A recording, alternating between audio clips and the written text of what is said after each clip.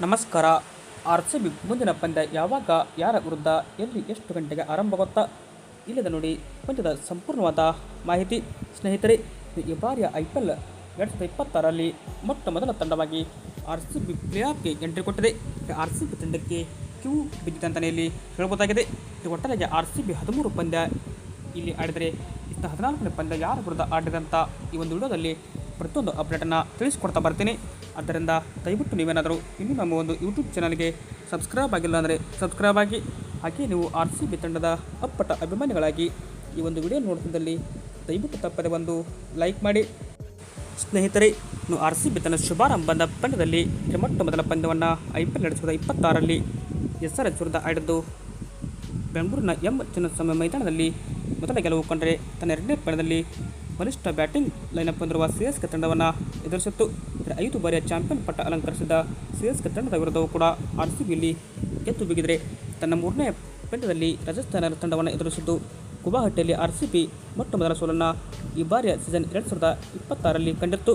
4ನೇ ಪಂದ್ಯದಲ್ಲಿ ಮುಂಬೈ ಇಂಡಿಯನ್ಸ್ ತಂಡದ ವಿರುದ್ಧ ಮುಂಬೈನಲ್ಲಿ ಆರ್-ಸಿ-ಬಿ 18 ರನ್ಗಳ ಅಂತರದಲ್ಲಿ ಗೆಲುವು ದಾಖಲಿಸಿದರೆ, ತನ್ನ 5ನೇ ಪಂದ್ಯವನ್ನು LHC ವಿರುದ್ಧ ಬೆಂಗಳೂರು ಮೈದಾನದಲ್ಲಿ ಗೆಲುವು ಕಂಡಿತ್ತು.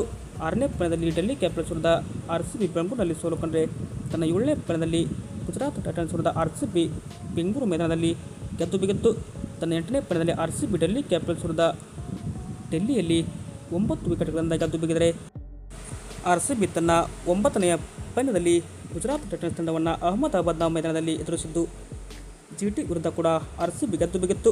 ತನ್ನ 10ನೇ ಪಂದ್ಯದಲ್ಲಿ LHC ವಿರುದ್ಧ ಆರ್-ಸಿ-ಬಿ ಇಲ್ಲಿ 9 ರನ್ಗಳಿಂದ ಸೋಲು ಕಂಡರೆ, 11ನೇ ಪಂದ್ಯದಲ್ಲಿ ಮುಂಬೈ ಇಂಡಿಯನ್ಸ್ ತಂಡದ ವಿರುದ್ಧ ರಾಯ್ಪುರ್ ಅಂದರೆ ಆರ್-ಸಿ-ಬಿ ಎರಡನೇ ಮನೆ ಅಂಗಳದಲ್ಲಿ ಮುಂಬೈ ಇಂಡಿಯನ್ಸ್ ತಂಡವನ್ನು ಬಗ್ಗು ಬಡಿದಿತ್ತು.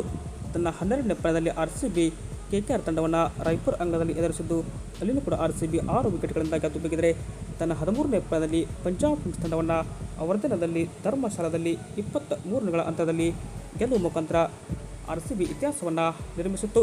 ಈ ಮೂಲಕ ಆರ್-ಸಿ-ಬಿ ಟೇಬಲ್ ಟಾಪರ್ನಲ್ಲಿ ಅಂದರೆ ಪಾಯಿಂಟ್ಸ್ ಪಟ್ಟಿಯಲ್ಲಿ ನಂಬರ್ 1 ಸ್ಥಾನಕ್ಕಿಳಿದರೆ, ಇಲ್ಲಿ SRH ತಂಡ ನಂಬರ್ 3 ಇದೆ.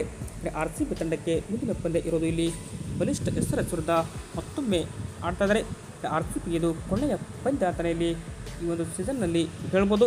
ಬಟ್ ಡಿಪೆಂಡಿಂಗ್ ಚಾಂಪಿಯನ್ ಅಂದರೆ ಬಲಿಷ್ಠ ಬ್ಯಾಟಿಂಗ್ ಲೈನಪ್ ಹೊಂದಿರುವ ಆರ್-ಸಿ-ಬಿ ಅಷ್ಟೇ ಬಲಿಷ್ಠ ಬ್ಯಾಟಿಂಗ್ ಹೊಂದಿರುವ SRH ಮಧ್ಯೆ ಒಂದು ಬಿಗ್ ಪೈಪೋಟಿ ಎದುರಾಗುವುದಂತೂ ಖಚಿತವಾಗಿದೆ.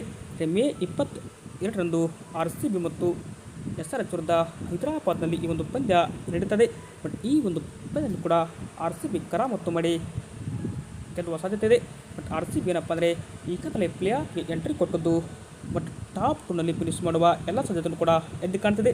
ಬಟ್ SRHಗೆ ಕೂಡ ಅಷ್ಟೇ ಮಹತ್ವದ ಪಂದ್ಯ ಇದು ಆಗಲಿದೆ ಅಂತಲೇ ಇಲ್ಲಿ ಹೇಳ್ಬೋದಾಗಿದೆ.